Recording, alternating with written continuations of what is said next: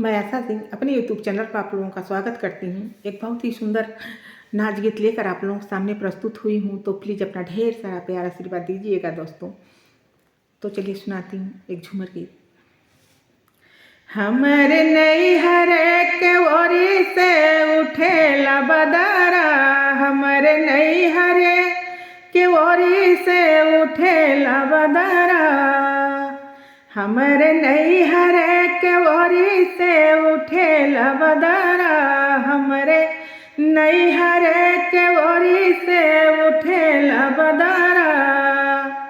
जाई के बदरा बगीचों में भरी से, जाई के बदरा बगीचों में भरी से, जहाँ मलिया मलिनिया गुछे लग जरा, जहाँ मलिया मलिनिया गुछे लग जरा, हमरे नैहर के ओरी से उठेला बदरा, हमरे नैहर के ओरी से उठेला बदरा।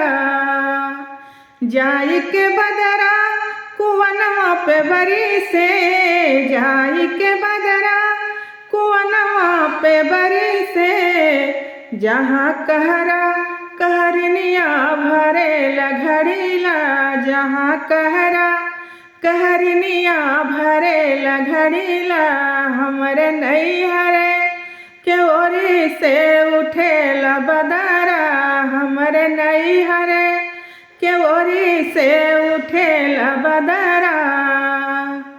जाई के बदरा महलियों में बरी से, जाई के बदरा महलियों में बरी से, जहाँ रजवा रनियवा संगे बैठा, जहाँ रजवा रनियवा संगे बैठे, हमरे नैहर के ओरी से उठेला बदरा, हमरे नैहर के ओरी से उठेला बदरा।